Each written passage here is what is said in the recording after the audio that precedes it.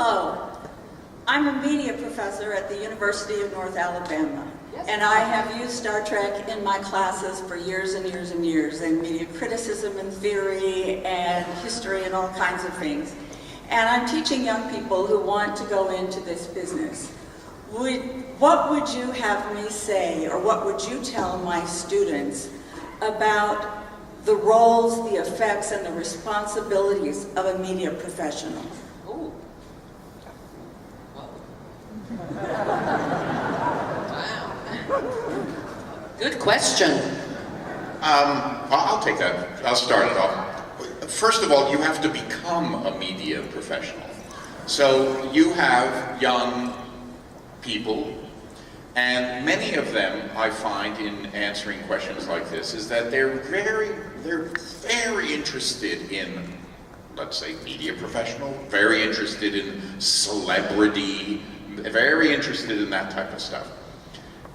But I find what's interesting is that they are not actually that committed or interested in asking questions about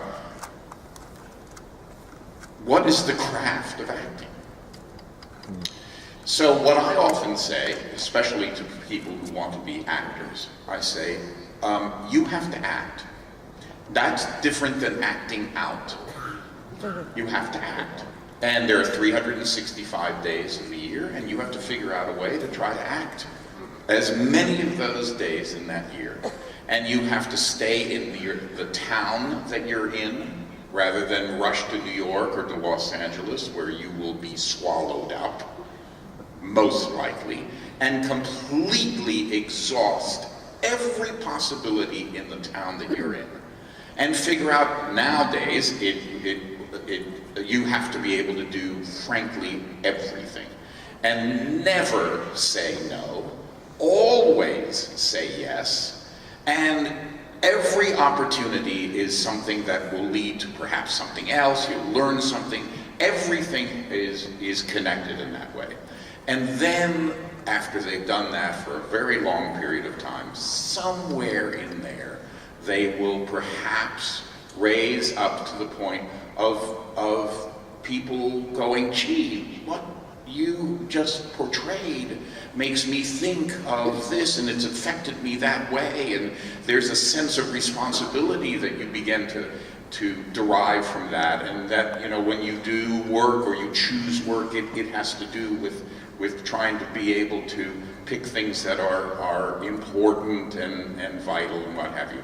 But you have to have the skill to do it first, and it's that skill which you get, first. You have to have the skill first. Sorry if I... No, I think that was really interesting what you said, and actually, thinking about your question while John was answering, what you said, how to become a media personality, was that your question? A media professional. A media professional, okay. I think Patrick would agree with me on this. It's not the problem, it's, America's very different to England. I'm pretty sure there isn't a single British actor who became an actor to get rich. Did you become an actor to get rich? No. Because you don't earn that kind of money in England. You earn enough to, when you get to Patrick's level, comfortable, hopefully, but not rich in England. Not his level now, his level back then, when he was the RSC. Now he's richer than God, but yeah, God borrows money from him.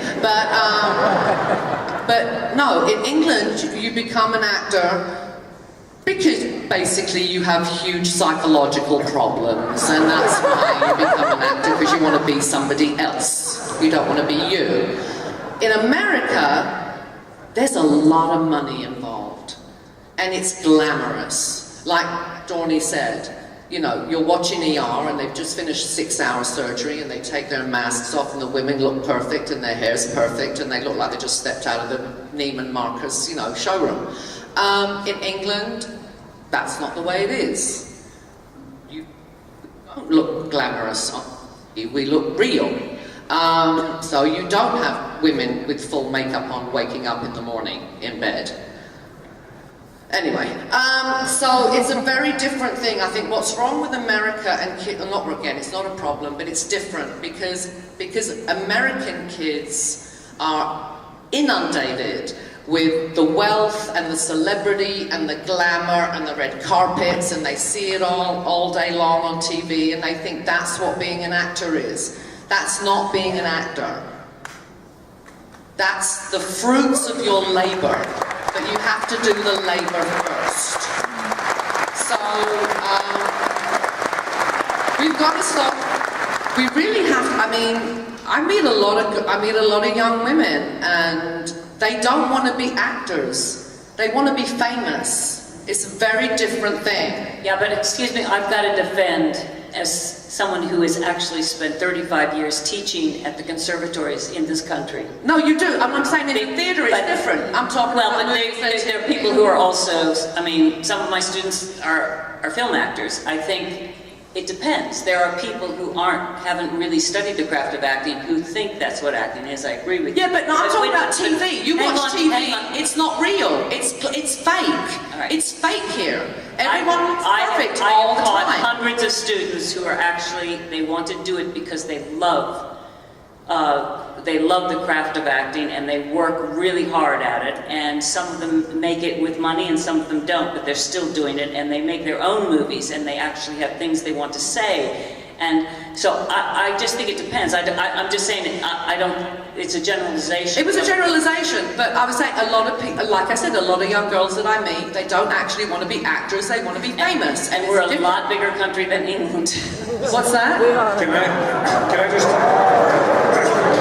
The size, it's like I don't mean that in a bad way. I mean, there are so many people in this country. It's like we are not... Okay, if I ask people in California, which is just a little bit bigger than England, about the same amount of people, it's the same. So I don't think it's the size of the country. So. Can I just add one thing, if you don't mind? If you're going to teach something, one thing, I had a wonderful teacher, and something that he instilled in me and the other people who become actors that I know who were in my class, it's really simple, is that acting, I think, is a really ephemeral thing. You can't be certain when you get a role whether you're going to be good or bad or find the necessary thing to illuminate the part. You can't be certain. What you can be certain of is that you can know your lines, and you can be on time, and you can be a professional. And so sometimes being a professional it's the least you can do. But sometimes it's even the most you can do. But you have to at least do that.